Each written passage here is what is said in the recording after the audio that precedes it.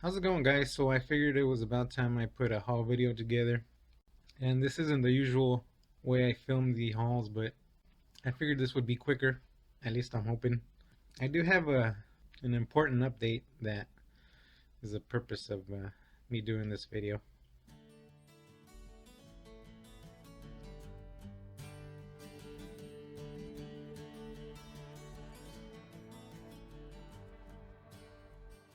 I'm sorry, guys, but I think I tried to film this about 5 times by now, and apparently the phone I usually use to film videos is not working anymore. It doesn't want to save the videos that I shoot. So I'm using the phone that I currently use for phone calls. I really wanted to get this haul video out because I do have an important update to give you guys. So I'll try to get through this quick. This is basically my TBR shelf, or anything I usually buy recently gets thrown on here just so I could keep track of what's new and what I'm reading and what I haven't read and stuff like that. But of course, these you've already seen in the unboxing video that I did a while ago. This is, of course, is Shuzo Oshimi's Flowers of Evil, the third volume. Then Immortal Hounds, the rest of the series that I did not have, by Ryu Yasuhachi. And it was a pretty good series. If you like sci-fi, if you like action, it was pretty good just for that. But the answers that they give us, they let us know what the Immortal Hounds are. They let us know how this world works, how revival works, and the vectors that infect and kill people. Essentially, everything gets explained in the series, but the explanation ends up leaving you with even more questions. Yasuhachi does some great POV shots of the action, which is what really makes the series move quickly, and it's all action. To Volume 4, everything is action, action, action, I would say. By Volume 5, it takes kind of a turn. He gets very ecchi. He gives us a lot of nudity, a lot of suggestive, very suggestive sexual content. The man is known for his hentai, I think. I believe if you look him up, everything he's done, other than Immortal Hounds, maybe a couple other series, is all hentai, and it really shows. It concludes the way it should conclude, I guess. By Volume 6, everything is explained like a Quentin Tarantino movie. They just sit down in a diner and talk and talk and talk. Yeah, I don't know. If you're not an action fan, I don't think you would enjoy Immortal Hounds. And then, of course, here's Ajin Volume 13 by Gamon Sakurai. Another action series. I don't know if this guy spends his free time looking up military tactics, but the combat is great. The action, you know, the cat and mouse game with K, and I keep forgetting the other guy's name, Sato. You know, that whole cat and mouse game. It's basically lasted what, 4 volumes already since they got to the base. But great stuff if you like action. Wonderland Volume 3. Um, this was pretty good. It gives us some more insight on the girl here, Alice, and how she plays within the story, all the weird stuff that's happening, all the weird miniaturizing, and so on and so forth. And yeah, more sci-fi, less actiony, but still pretty cool stuff. Here, well, here's a volume one. I got a lot of volume ones in this haul, apparently. This is by Gotanabe, another adaptation of a Lovecraft story, I guess. It is going to be a 2 volume series. It was very interesting. The landscape he draws are very creepy and bizarre, and it gives you that feeling of the mountains of madness, as it says here. Uh, I did kind of prefer his other book, which was just a bunch of one shots. Uh, just because they were shorter, I guess. I don't know. Uh, Figure 17. This is a 2 volume series. I got this along with these two over here. This is Eat Man. I found them at a local comic shop. Eat Man was pretty good. Uh, it's flipped. Here's a very terrible cover by Jim Lee. it was an interesting story how Jim Lee got to do that cover. I believe some of his books were being published or translated, published in the same magazine as Eat Man. So of course him and what's his name, Akihito Yoshitomi, were both aware of each other, both fans of each other. So um, you know, they sort of got together and did a collab of stuff just to promote each other's titles. I think within the magazine. But typical shonen. You got Ip Man. He's going around saving the damsel in distress. It every chapter is self-contained, which makes it feel a bit repetitive that he keeps on saving the girl and saving the day. But the art is nice. You get some great mechanical design by the creator, and sadly, only 2 volumes were published for that. Figure 17, I believe this was kind of disappointing. I believe it was basically for the fans of the anime. I've only seen like one episode of this series, um, but you could tell I was sort of to go along with the anime. What they do is take the anime and do it in manga form, but they end up chopping out all the action scenes, and it's more of about the characters, more into the story of the characters and so on and so forth, which to me was kind of disappointing. But if you're a fan of the anime, you might enjoy it.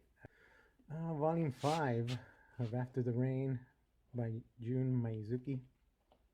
Last volume, what I thought was kind of funny was that this cover, you get our main character here smirking with that cute little smirk, and in every other cover, she's been kind of a, I don't know, mopey, kind of a sad look on her face. I don't know what that means. Then we have Go with the Clouds, North by Northwest, Volume 2. I was not gonna get this. I was not a big fan of the first volume. The whole fantasy elements that they throw in about our main character talking to cars and whatnot, and I just didn't care for that.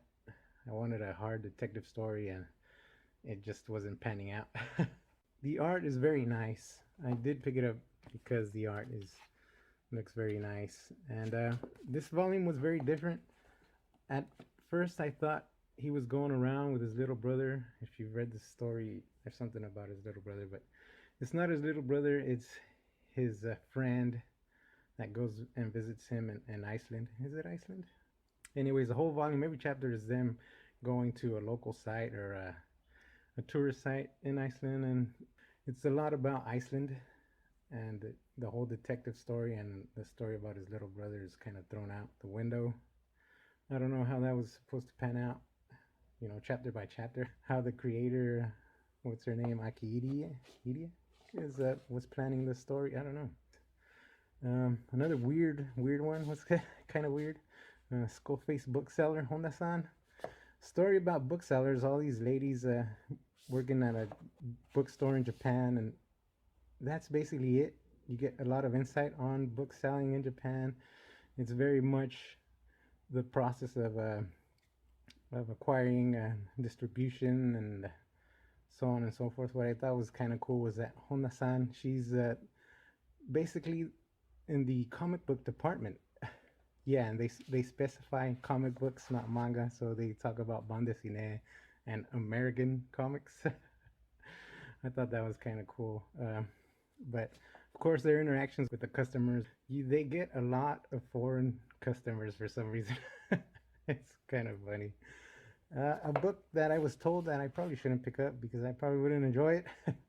Blank Canvas by Akiko Hagashimura, and I just wasn't convinced with the art, but I wanted to read the story because it's kind of a biography on or something like that on how she got into art school and her whole road towards manga, and that was very interesting. I did enjoy the teacher character. It reminded me a lot of one of my instructors. Of course, he wouldn't yell at us. He'd kind of just like go around the classroom. He'd come over and say, "Oh, this is wrong. This is wrong, and you should do this and this." And He just draw on everyone's paper, and then by the end of the period, it wasn't even our art anymore. It was, yeah. Never mind. Extravaganza Volume One. Lots of people talking about this series on YouTube. It's very etchy. It is a lot of fantasy. I really enjoyed the story. The character design and the art is very reminiscent, to me at least, to Wolfsmund, except of course you don't get the hardcore. Well, it has action. Of course, Wolfsmund was more historical. Yeah, it doesn't have any fantasy elements, but the art, I enjoyed it. I think it's going to be a short series. It's one of the few udon titles I picked up. I mean, I haven't picked up any udon in a long time. And at some point, I thought all they did was Street Fighter comics.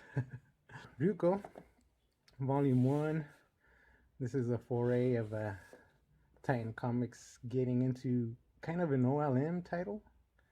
You know, original language of manga, I would say. I don't think this was published in Japan. I think this was published in Europe by Yoshimizu here. Um, so yeah, it might be, you know, translated from maybe the French. I'm not sure. The art kind of reminded me a lot of Leiji Matsumoto in a way. The characters, and then you get this weird mix of maybe Mami Ito, the way the panels are laid out and kind of scrunched together.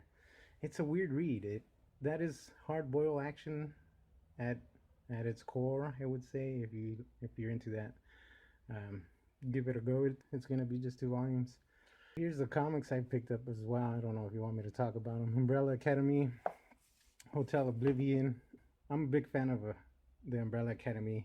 I really like Gabriel Baz's art, and I heard, of course, they were gonna do a sequel or a third volume to the series. So I figured, why not? Hotel Oblivion reminds me a lot of Black Hammer. I don't know why. Maybe it's just the way Wade writes this crazy weird story about the hotel. I'm not gonna spoil it, but I think the hotel is some kind of prison. Albatross is the Goon. Eric Powell brings us a new volume of the Goon. So it basically restarts the series. If you've ever read Once Upon a Hard Time or any of the later Goon stuff, it was very gritty, very depressing stuff in a way. And I think he kind of went back to his slapstick roots and gave it that comedy kick that you needed. I don't know. I found this at a local bookshop, Chrononauts by Mark Miller, and you get some nice art by what's his name? Sheen Murphy? Sean Murphy?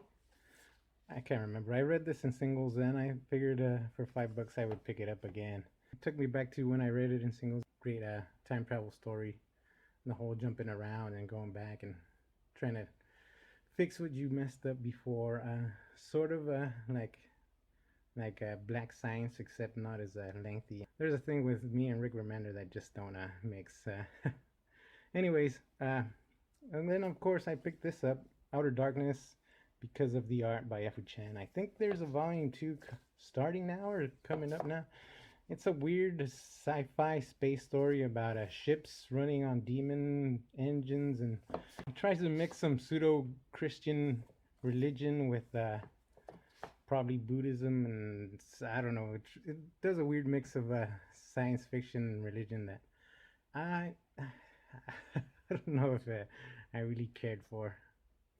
It was cool. Fu Chan's art is great. He does his own coloring here, which in the last book I read with his art, what was it, Immortal Fists? He didn't do his own colors. It's cool stuff. I mean, the design by Fu Chan's characters is great. And finally, here there is the Grand Abyss Hotel. This is by Ruben and Marcos Prior. I believe it was originally published in Spain, and Image, no, Arcadia picked it up and translated it. It was an interesting story about this guy in a futuristic world, kind of like Blade Runner, where society is crumbling and the upper class and so on and so forth.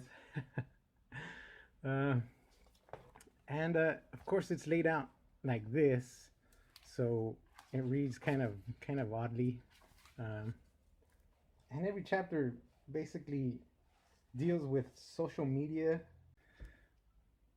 Social media's involvement with this with culture nowadays, and how how it's kind of making a toxic environment. I don't know, but at one point I did notice that Ruben likes to chop up his art a lot with frames for some reason. He'll do a big splash page, but then he'll put a grid over it for some reason. But I've talked long enough. I think that was my haul for these past 2 months. But the purpose of this video was to let you guys know that now that my video phone is dying or is dead, I don't know what's up with it. And I've actually had 2 months to think about this, probably two and a half by the time I get done with this video. I think this is gonna be my last haul video. I think I'm gonna call it quits on making videos. And some of you might be disappointed, but yeah, I since the beginning when I started making videos like 4 years ago or 3 years ago, it was never about making the videos.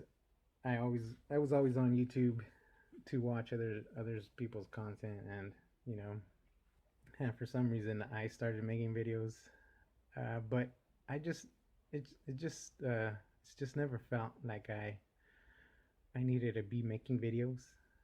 I'm sorry to all of you that have subscribed, over 400 subscribers. That's unimaginable, but for some reason you guys stick around. I know most of it is for the manga halls, and I know they're pretty popular, but still, for the people that have subscribed, the people that comment on videos, the likes, and so on, and I really do appreciate all that. This might not be the last video I make.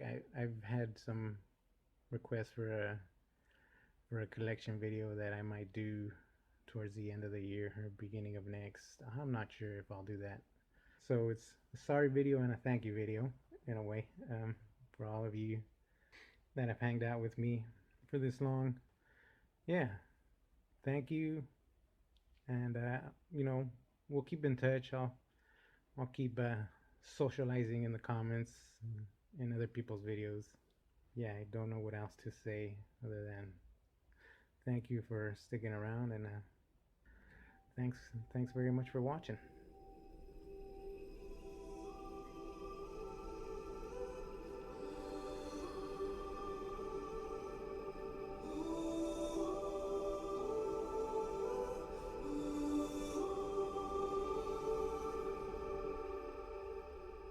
Vuelves en cada sueño que tengo.